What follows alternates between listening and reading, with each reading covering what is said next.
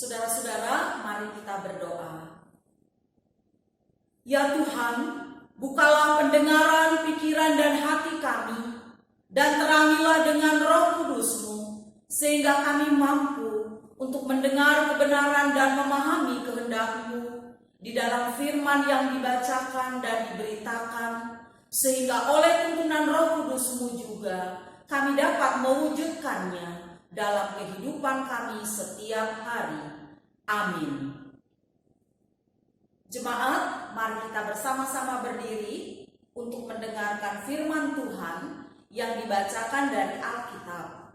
Keluaran pasal 15 ayat 19 sampai 21. Keluaran 15 ayat 19 sampai 21 yang menyatakan,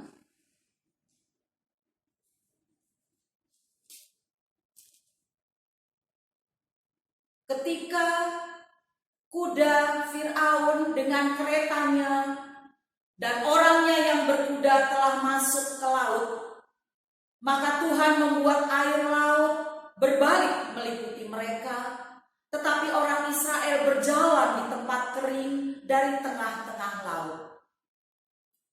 Lalu Miriam, nabiah itu, saudara perempuan Harun, mengambil rebana di tangannya, dan tampillah semua perempuan mengikutinya memukul rebana sambil serta menari-nari. Dan menyanyilah Miriam memimpin mereka. Menyanyilah bagi Tuhan sebab Ia tinggi luhur. Kuda dan penunggangnya dilemparkannya ke dalam laut. Demikian pembacaan Alkitab. Berbahagialah setiap orang yang mendengarkan firman Tuhan dan yang melakukannya. Terpujilah Tuhan Yesus. Haleluya. Haleluya. Haleluya. Haleluya.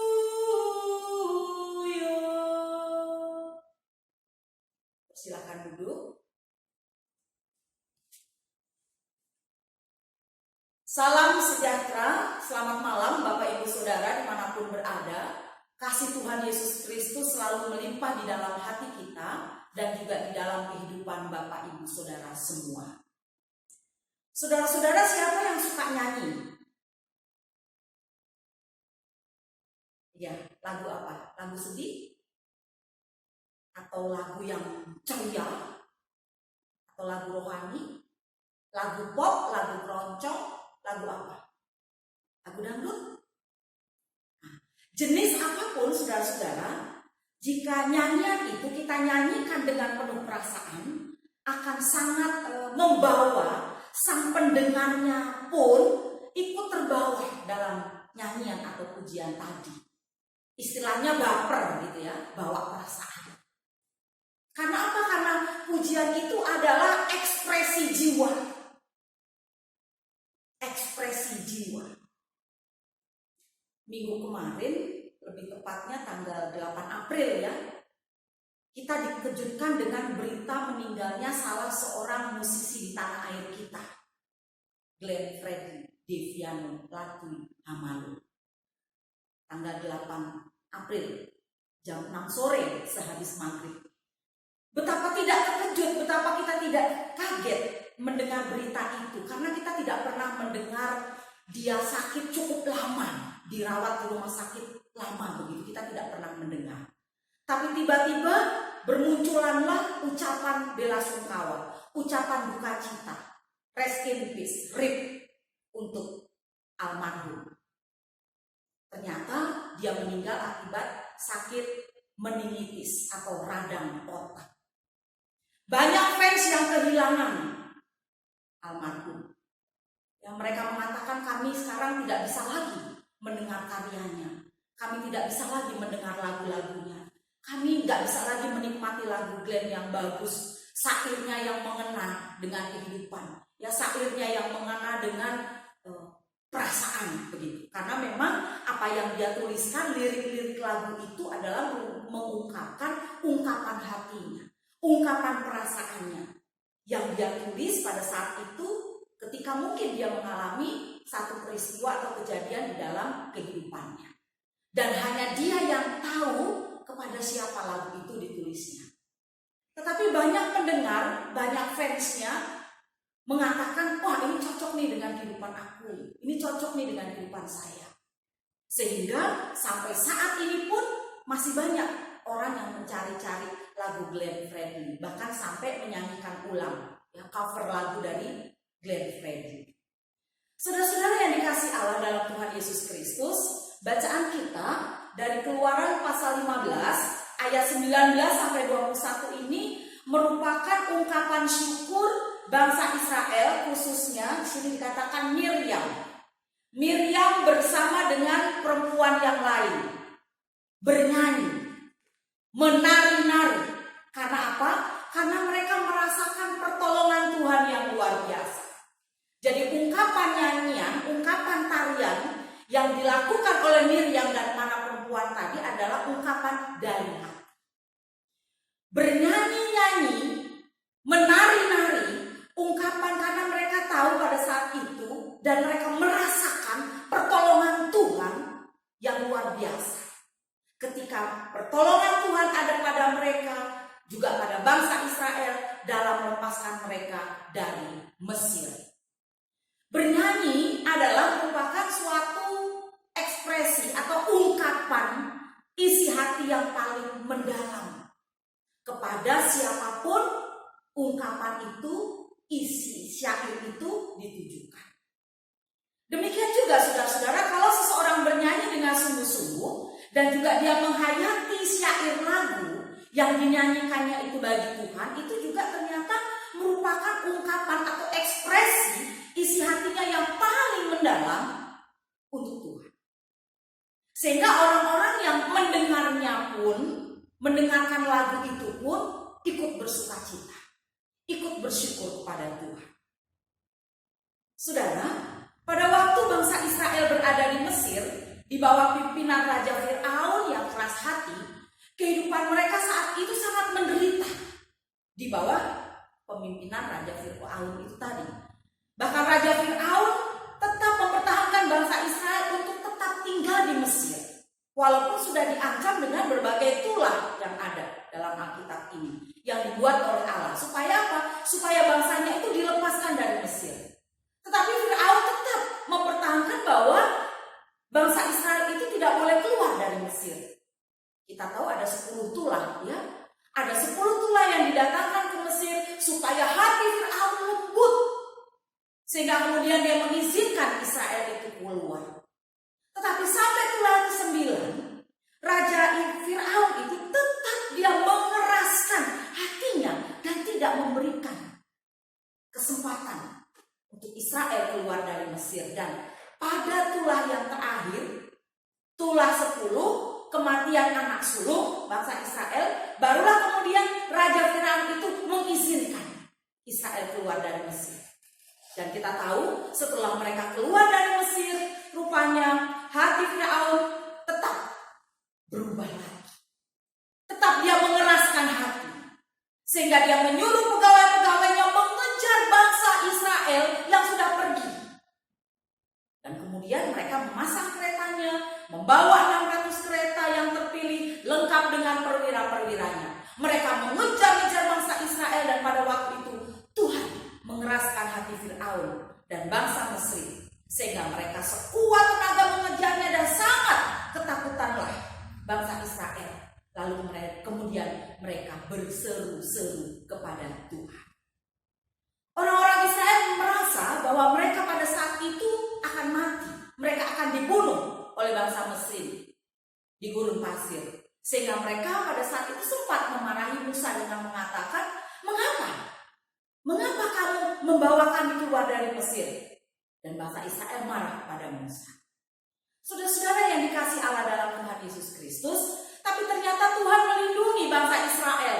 Dan pada waktu mereka menyeberangi Laut Merah, Tuhan memperlihatkan mujizatnya, di mana Laut Merah terbelah menjadi dua ketika Israel menyeberang. Dan pada saat itu umat Israel selamat.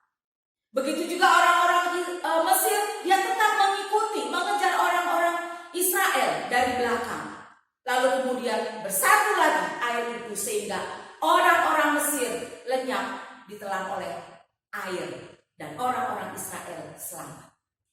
ketika orang-orang Israel diselamatkan Tuhan, maka orang Israel bernyanyi, mengungkapkan isi hatinya yang sangat mendalam kepada Tuhan.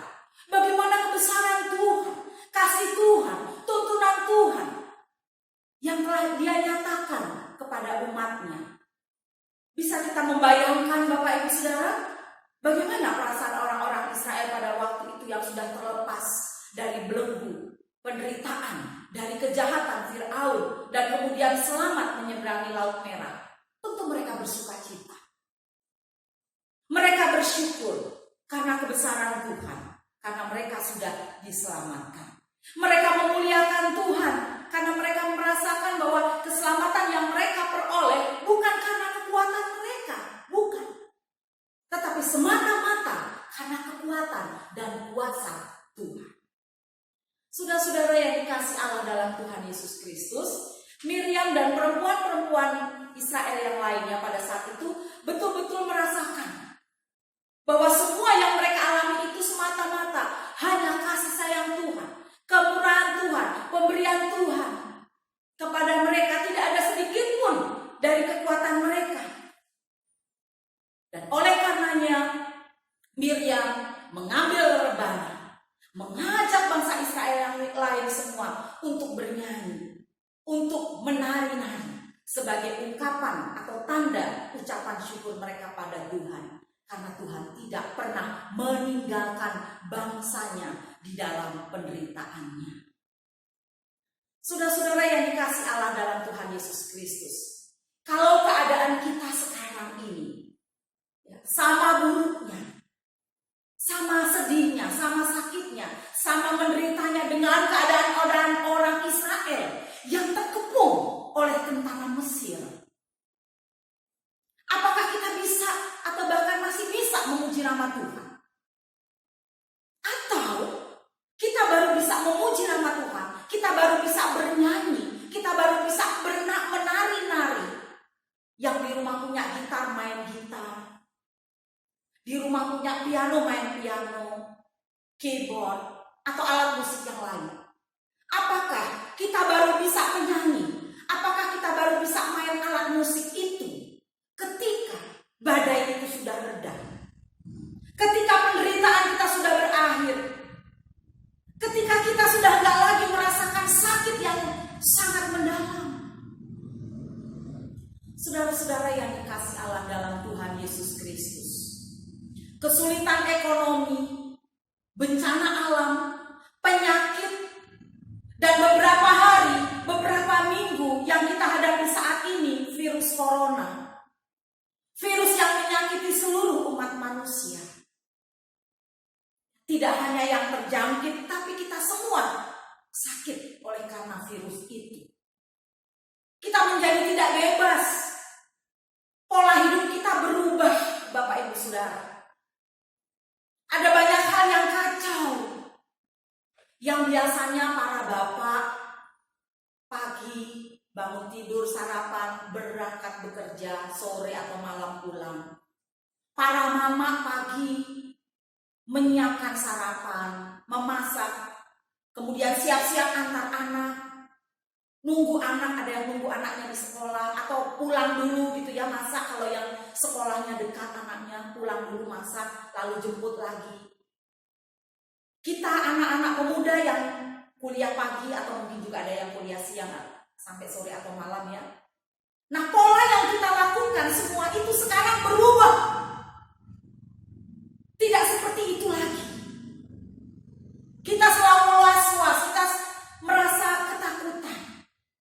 Karena apa? Karena memang saat ini kita sedang menghadapi sesuatu yang tidak kelihatan. Tidak kelihatan virus corona itu, tapi sungguh berbahaya. Oleh karenanya, anjuran pemerintah salah satunya kita diminta untuk di rumah saja. Memutus mata rantai virus itu. Tetapi ketika kita di rumah saja, terjadi begitu banyak masalah-masalah lain. Apa misalnya? Sudah 2 minggu lewat, kita mulai jenuh, kita mulai bosan, sudah pasti ya. Pola hidup kita berubah, bapak atau ibu ada yang bekerja aktif pagi sampai sore sampai malam, yang biasanya aktif berkarya, yang biasanya aktif berkomunitas, sekarang semuanya berhenti. Orang yang jenuh bisa stres, Bapak Ibu Saudara. Dan stres ini, dan kalau kita stres, bisa membuat hubungan kita dengan anggota keluarga kita tidak harmonis. Kalau kita stres, hubungan saya dengan suami atau hubungan saya dengan istri bisa kacau. Hubungan saya orang tua dengan anak atau hubungan anak dengan anak juga bisa kacau. Betapa tidak Bapak Ibu Saudara. Ketika kita di rumah saja, ya, pendapatan berkurang. Bidang usaha sepi. Beberapa mal sudah ditutup. Beberapa perusahaan merumahkan pegawainya atau karyawan-karyawannya. Karena apa? Karena mungkin tidak mampu untuk membayar mereka. Tidak ada pendapatan, tapi terus melakukan pengeluaran setiap harinya, bahkan beberapa minggu ini hampir sebulan pendapatan berkurang. Tapi di sisi lain Bapak Ibu Saudara, stres itu juga bisa terjadi. Kalau begini, kalau lihat di Facebook, mama-mama itu juga stres. Wah. Kenapa? Ngajarin sekolah anaknya, belajar maksud saya. Karena sekolah tidak lagi di sekolahan mereka, tetapi di rumah. Anak-anak di rumah, ya, belajar secara online. Stres si mama. Karena apa? Aduh, dulu saya tidak dapat pelajaran seperti ini, tapi sekarang terpaksa saya harus mengajarkan anak saya seperti ini. Panggil bapaknya. Bapaknya yang ngajarin. Terkadang mungkin bapaknya keras. Si anak marah, mama aja yang ngajar. Si mama bilang, saya tidak mama nggak bisa dek, biar bapak aja yang ngajar. Nah, si anak nggak mau kalau bapak yang ngajar. Mungkin kalau bapak yang ngajar, bapak ngajarnya dengan keras, dengan strength gitu ya. Jadi lagi bisa stres seperti itu. Padahal pada saat kita diminta, dihimbau sama pemerintah untuk di rumah saja, mesti kita senang dong. Ya, kita bahagia dong. Sama anak-anak bisa berkumpul, bisa bermain, sama suami, istri, papa, mama, si bapak sama anak bisa ketemu, mama dengan bapak setiap hari bahkan 24 jam di rumah, yang tadinya mungkin kita nggak bisa bertemu dengan suami kita ya karena bekerja sampai sore, kemudian malam baru pulang. Tapi ini sekarang di rumah saja bersama dengan anak-anak, kesibukan kita, orang tua yang bekerja mencari nafkah, tapi karena sekarang di rumah saja full waktu kita bersama dengan anak-anak. Tapi lagi-lagi itu Bapak Ibu Saudara bisa membuat kita stres. Dan kalau kita sudah stres, relasi kita tidak baik. Relasi kita kacau. Relasi kita bisa menjadi rusak. Oleh sebab itu, Bapak Ibu Saudara yang dikasih Allah di dalam Tuhan kita Yesus Kristus, bagaimana sekarang solusinya? Supaya hubungan kita, supaya relasi kita di dalam keluarga kita tetap harmonis, bukan malah kacau. Bagaimana sekarang solusinya ketika kita, suami, istri, mama, papa dengan anak-anak yang di rumah saja, tetap menjalin kerukunan, keakraban secara bersama-sama dengan mengerjakannya, pekerjaan masing-masing secara bersama-sama. Bekerja dari rumah, work from home. Sekarang work from heart, dari hati. Membangun kebersamaan, membangun relasi dari hati. Si ibu atau si bapak mengajar anak belajar online dari hati. Tulus hati, gak perlu marah-marah, gak perlu ngomel-ngomel. Si anak juga menerima ajaran orang tua. Anak-anak dia yang belajar di rumah, mama papa ajarin, jangan bilang enak ibu guru, bapak guru yang ngajar gak pernah marah-marah. Jangan bilang seperti itu. Orang tua kita sudah berusaha membimbing kita, mengajari kita untuk belajar. Jadi terima ajaran dari mama dan papa kita. Juga kita sebagai anak harus menerima pengajaran orang tua kita juga dari hati, dengan tulus. Gak boleh ngomel-ngomel. Membangun hidup spiritualitas yang baik dimulai dari keluarga kita. Tetapi kembali lagi dalam bacaan kita tadi, di dalam situasi yang seperti ini, dapatkah lalu kemudian kita masih tetap bisa bernyanyi, masih tetap kita bisa memuji-muji nama Tuhan, masih tetap bisa bermain gitar, bermain piano? Apakah kita masih tetap bisa melakukan semua itu di tengah-tengah situasi virus corona? Saudara-saudara yang dikasih Allah dalam Tuhan kita Yesus Kristus, mestinya kita harus bisa dan harus. Mengapa? Sebab ketika kita memuji Tuhan, kita menaikkan ungkapan syukur kepada Tuhan. Kita harus memuji dan menaikkan ungkapan syukur kepada Tuhan itu di segala waktu, di segala keadaan. Karena kita ini diciptakan Tuhan dengan tujuan untuk memberitakan kemasyurannya. Kita diciptakan oleh Tuhan untuk memberitakan kebesaran Tuhan. Tuhan mengatakan, umat yang telah kubentuk bagiku akan memberitakan kemasyuranku. Dan memuji Tuhan ini adalah perintah Tuhan. Dan sebagai anak-anak Tuhan, kita harus taat melakukannya. Sebab itu marilah kita oleh Dia senantiasa mempersembahkan korban syukur kepada Allah, yaitu ucapan bibir yang memuliakan nama Tuhan. Ibrani 13 ayat 15. Jadi Bapak Ibu Saudara yang dikasih Allah dalam Tuhan kita Yesus Kristus, Tuhan sangat menikmati puji-pujian yang dinaikkan oleh umatnya, karena Dia selalu hadir dan selalu bertata di atas pujian kita. Meskipun saat ini kita berada di situasi sulit, meskipun saat ini kita berada di tengah situasi yang ya buat kita Bapak Ibu Saudara tidak menguntungkan, di tengah situasi yang was-was, di tengah situasi yang dalam pergumulan yang kita sendiri tidak tahu kapan virus corona ini akan berakhir. Kapan kita akan mengakhiri semuanya ini? Kapan kita akan kembali dalam pola hidup kita yang normal? Kapan kita akan bekerja lagi? Kapan kita akan kuliah lagi? Kapan kita akan sekolah lagi? Dan kapan kita akan beribadah lagi di gereja?